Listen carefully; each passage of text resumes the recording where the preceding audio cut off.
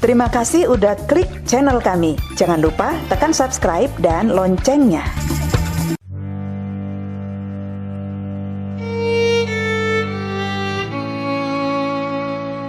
Assalamualaikum. Halo Mak. Kami mau cerita ya Mak. Kali ini tentang jelita dan laki-laki pujaan hatinya. Laki-laki yang ia berikan segalanya kepadanya, tapi tega menghancurkan mimpinya. Laki-laki dengan mulut penuh dusta itu bernama Farhan.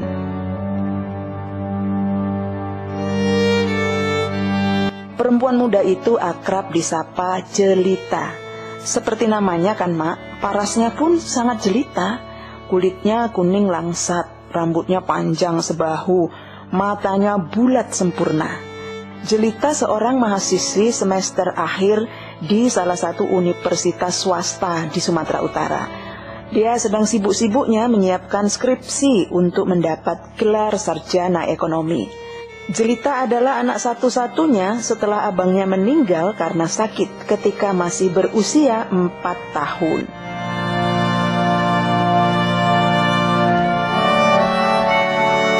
Karena jarak dari rumahnya dan kampus cukup jauh, maka Jelita pun tinggal di kos-kosan dekat kampusnya.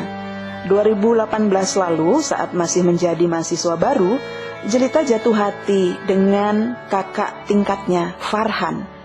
Pemuda cerdas yang aktif di berbagai kegiatan kampus. Farhan ketua dari sebuah organisasi yang ada di kampusnya. Wajahnya sih biasa-biasa aja Mak, tapi pesonanya itu yang luar biasa. Setelah 3 bulan pendekatan, Jelita dan Farhan pun akhirnya berpacaran hingga 4 tahun lamanya.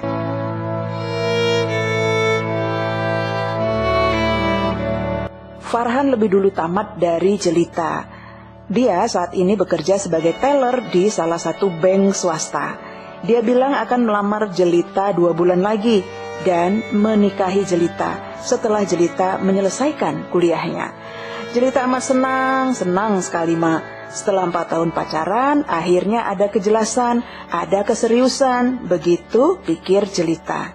Jelita bersyukur sekali karena ibunya juga udah mendesak dia agar Jelita dan Farhan segera menikah.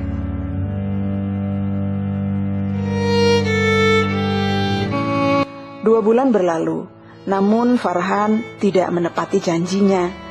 Farhan bahkan mulai jarang datang, jarang menghubungi Jelita. Bahkan sudah lama gak pernah datang lagi ke rumah Jelita. Farhan terus menghindari Jelita. Akhirnya hampir 1 tahun tidak ada lagi kabar dari Farhan. Jelita mulai kalut, takut dan sedih, hatinya kacau. Kenapa Farhan tiba-tiba menghilang setelah mereka tidur bersama? Setelah Farhan meminta Jelita membuktikan kalau dia mencintainya, kalau dia masih perawan.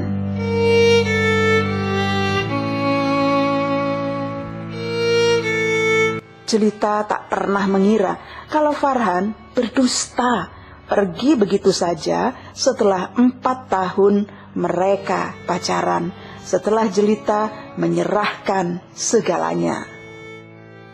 Jelita, percaya kali kau sama mulut laki-laki. Walah nakku.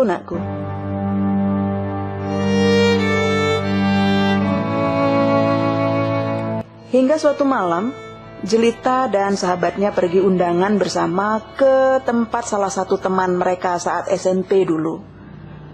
Betapa hancur hati Jelita. Dia melihat Farhan di situ.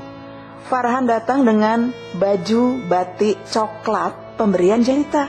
Tapi dia menggandeng perempuan lain yang ternyata teman SMP Jelita. Mereka nampak akrab dan mesra. Mata Farhan dan Jelita beradu. Farhan terkejut, tapi dia pura-pura nggak tahu ada Jelita di situ. Jelita pulang menahan sakit hati dan amarah, menahan air mata. Lalu masuk satu pesan di handphone dari Farhan.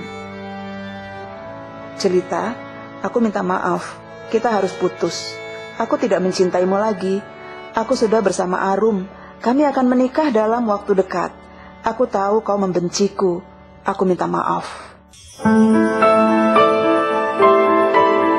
Kemudian Farhan memblokir semua akses, sehingga Jelita bahkan membalas pesannya pun gak bisa. Semua akses ditutup, nomor Jelita diblokir. Jelita tak percaya dengan apa yang terjadi. Langit tiba-tiba serasa mendung.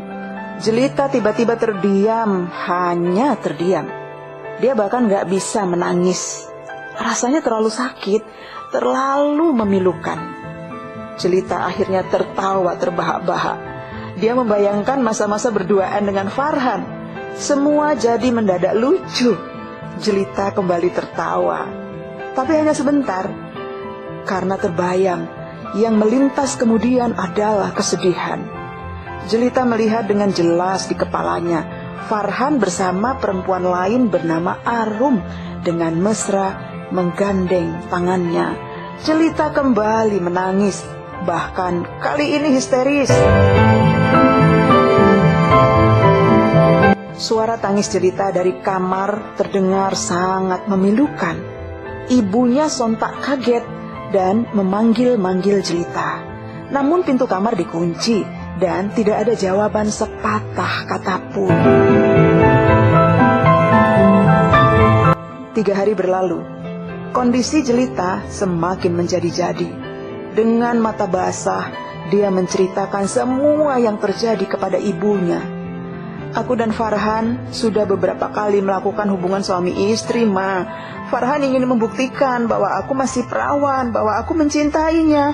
Dia janji akan menikahi aku. Ibunya terdiam, tidak tahu harus bagaimana. Dipeluknya anak semata wayangnya, putri cantik kesayangannya. Ibunya ikut menangis melihat putri kesayangannya seperti itu. Sejak itu Jelita tidak mau keluar dari kamarnya.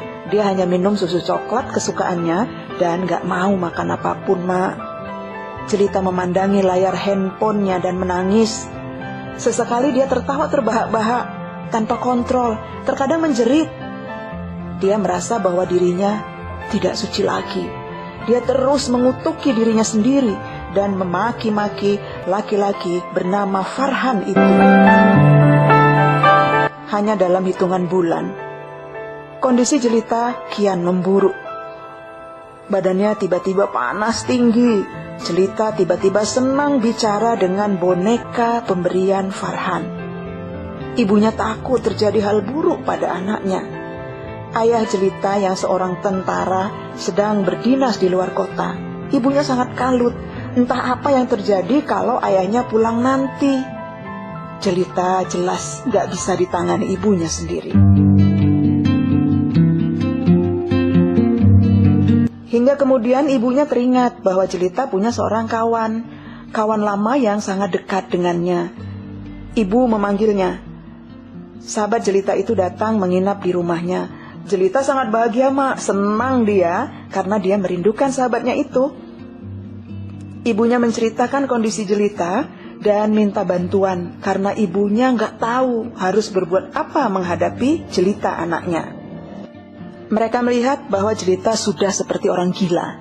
Rambutnya yang bagus nggak pernah disisirnya lagi. Sup ayam yang enak nggak mau dimakannya lagi. Dia hanya bicara sendiri, marah, bernyanyi, dan memeluk boneka pemberian Farhan. Jelita benar-benar kacau. Jelita senang sekali ketika sahabatnya datang dan tidur di rumahnya. Jelita menceritakan semua masalahnya kepada sahabatnya. Dari malam sampai pagi tiba, dia menangis, tertawa, dan marah-marah. Dia mengekspresikan semua kekecewaannya pada sahabatnya itu. Namun karena bukan ahlinya, sahabat Jelita hanya bisa mendengar semua curahan hati Jelita. Saran demi saran dari sahabat Jelita itu diterima oleh ibunya. Dia menyarankan agar Jelita dibawa ke psikolog. Melihat kondisi mentalnya yang tidak stabil, sahabatnya takut terjadi hal buruk pada Jelita.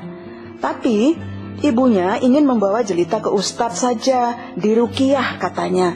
Namun sahabat Jelita melarangnya. Jelita bukan kerasukan jin atau setan, Bu.